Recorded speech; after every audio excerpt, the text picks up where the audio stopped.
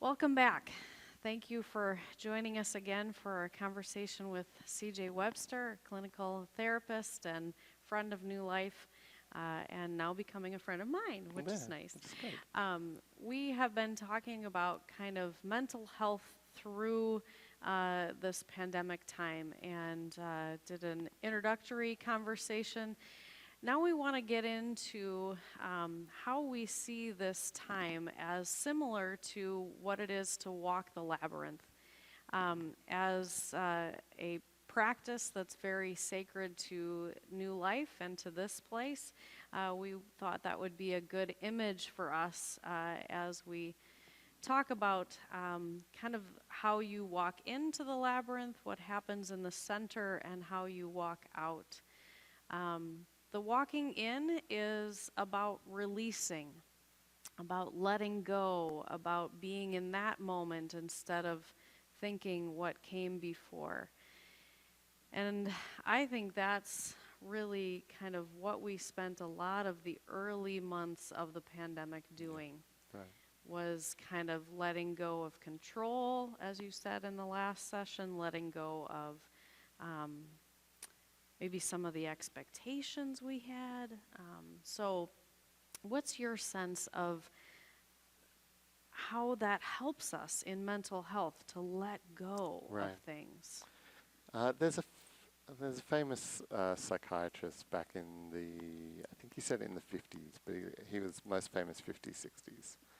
And he said, into every life must come some confusion and also some enlightenment.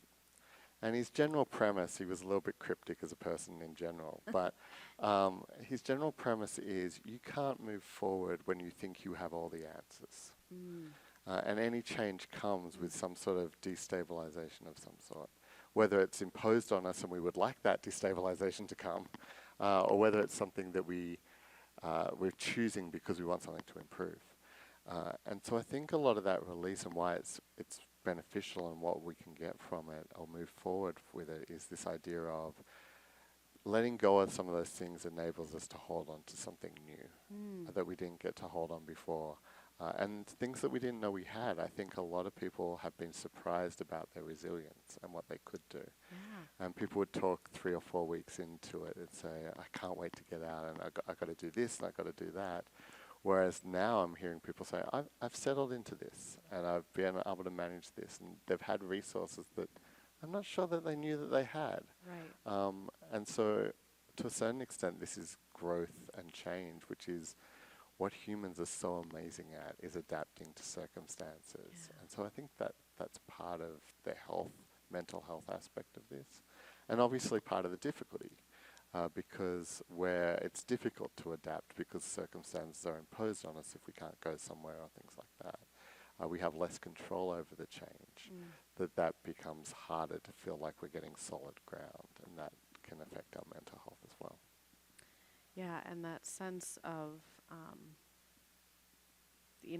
that image of letting go is holding so tightly to something and then, letting it fly and if you can't open your hand, you can't then receive what might come after that. And I wonder if for some folks right now they're still in that place of not able to let go, not able to release that sense of where did my normal go? Yeah, right. What would you say to someone who is, now 6 months in, still can't let that fist go? Yeah, I mean, I think I would talk to them about lots of things. And so, again, no one response is going to be helpful for everyone, but sometimes I like what comes to me straightforward with that is, in that holding the fist and holding tight, there's a very logical reason for that. Sometimes we sit back and we go, well, it's obviously hurting you. Why don't you let go? Right. And I think sometimes there needs to be the acknowledgement of what you're holding on is valuable. Right. and not to let someone move too quickly from that. Mm-hmm. So often I think from the outside we see someone suffering and say, if you just stopped it, everything would be better. Oh, just get over it. Right. And has it ever worked?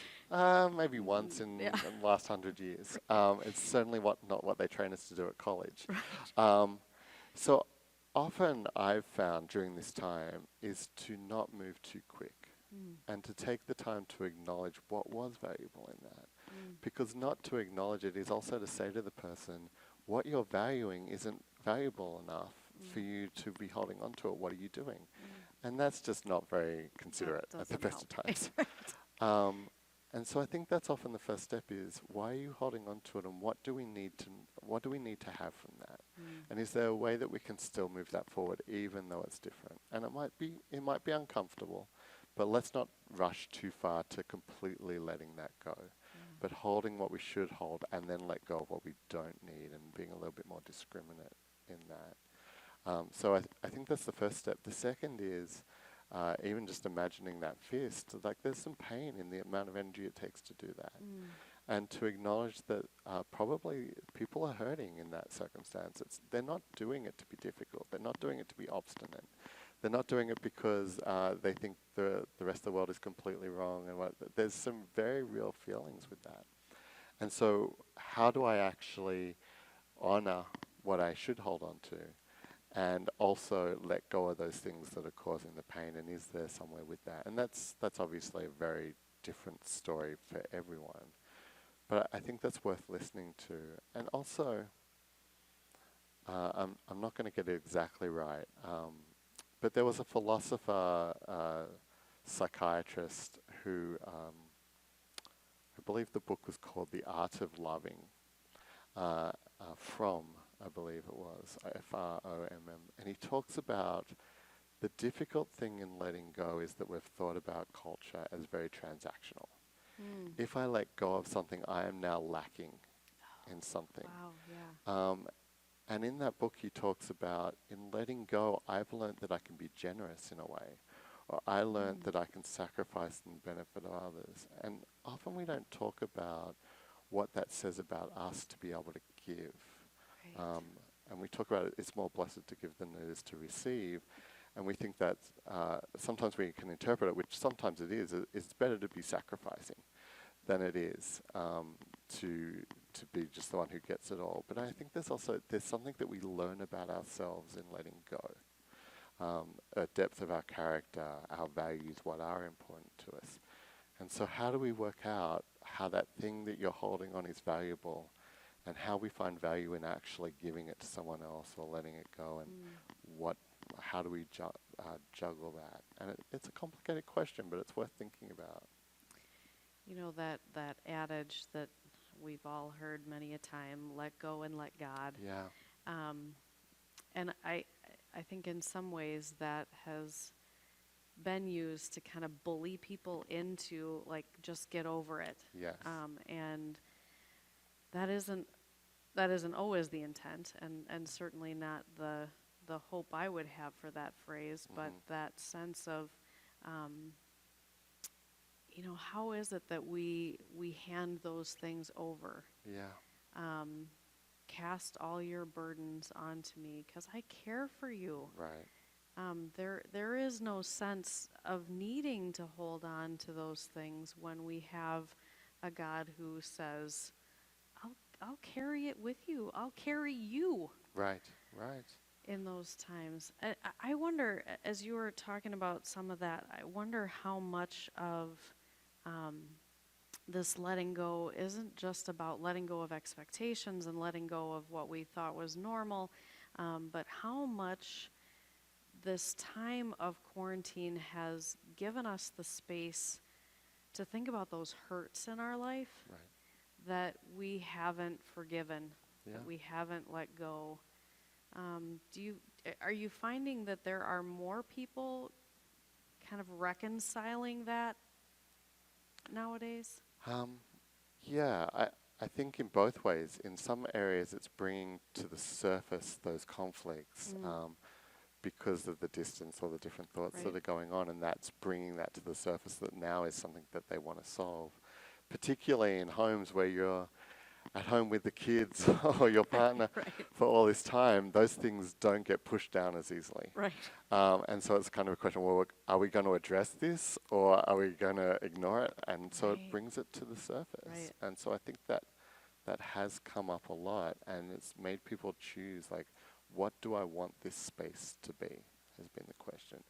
Because I can't get distracted by being at work for Right. 6 or 8 hours and not Right. seeing you. Right. And so I kind of normalize and become numb to this because I only have to deal with it for a certain amount of time.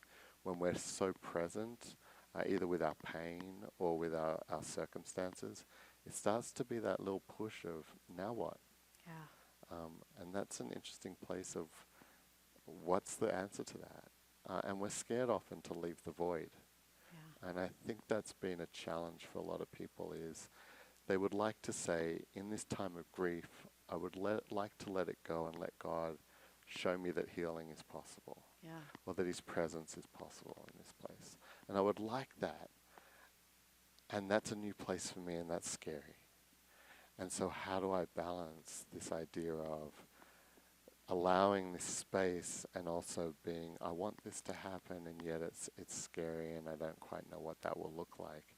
And again, rushing into having to let it go too quickly is probably not going to calm that. Yeah. And so giving space for what would that look like for you and where does it start? Yeah, and I think as you were saying that, I was thinking about folks that have held on to so much anger and hurt in a particular relationship for so long, it's Yeah. become their normal. Yeah. It's become kind of almost part of their identity. And then to let it go is even a further step away from normal Right. than what pandemic has done. So it makes it even harder to release that and Right. let it go. Especially when we have other tensions and we've got a list of things that's demanding our attention right now. Right, right. That seems like hard work. Mm-hmm. And at the best of times, sometimes we're a little bit scared of where that will lead us. Yeah. And so, yeah, it's a big question of, is this the first thing that I should take care of? And maybe there is something that's coming up that's fourth on the list, and you can feel that push, and it's like, is it the thing that we should be working on because it will solve the top 3 of them? Or Yeah, maybe that's something right. that is just, we get that God understands that we're human, which is a phrase that I'm saying lots to people at the moment. I hate to tell you, but you're human. Because there is this, everything is really difficult. I should be up at the top of my game, but because I'm still me, right? I still have these skills. It's like, yeah, it's trying to get Usain Bolt to run the 100 meters in water. It's not going to be the same. Yeah.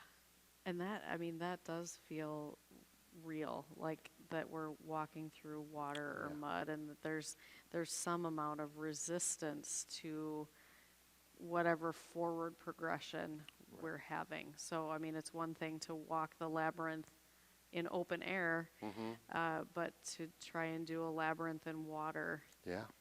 that really feels real. Right. To me anyway, right now, is that sense of resistance to forward progress is there.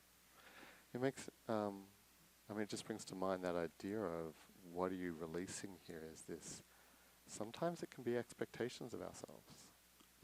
And our culture is really good at saying you have to have high expectations for yourself. The American ideal, right? Well, Yeah. and there's a good place for that, right? It makes us who we are, the best we can be. But at the same time, when we're in difficult circumstances, maybe the thing to release is actually the expectation that you'll be exactly as productive as you were a year ago. Right. Or that everything will be going as smoothly. And the expectation has to be adequate. That's adequate. There's a story I like telling where this famous psychologist was doing teaching lessons in his living room, and students would come from around the country and sit and listen to him speak about his particular approach. And one of the students was a high achiever, was always successful, pushing the boundaries. And afterwards, he asked her to stay back. And he was very into plants and botany, and so noticed that she was as well. and stayed back and said, I'd like to give you some cuttings from my garden. So he gave her some pliers. He was affected from polio from a young age, so he didn't have the hand and motor manipulation as he would have had as someone else, and said, I'd like you to cut them, but I need you to cut it. It's my garden. I need you to cut it exactly where it was. And so he'd instruct her exactly where to cut it and say, that's good enough, and move on and say, that's good enough. And now down here, a little bit further, that's good enough. And at the time, she was thinking, oh, great, I'm going to spend this time with this famous psychologist who's going to tell me these wonderful things, and she went away disappointed. And it was only about, I think she said it was about 10 years later, that she was going through a really difficult time, and suddenly his voice came back to her, that's good enough. And it suddenly became meaningful that he had seen 10 years earlier her striving to always be so good that it would burn her out if she didn't know how to pull back at the right time. And so sometimes we need someone else. So maybe that's what we're saying today a little bit is, that's good enough. And that will be what someone needs to hear today is like that excellence of performance. If you can do it, great. If you can still do the 100 meters, then go for it. But if not, maybe today it's okay to hear someone say, that's good enough. Yeah, that's awesome. And I think that sense of maybe even telling yourself today and tomorrow and the next day, that's good enough. That's enough of that sense of release for today. That's as far as I can go on the path of the labyrinth today. That's my release. That's good enough. Be well.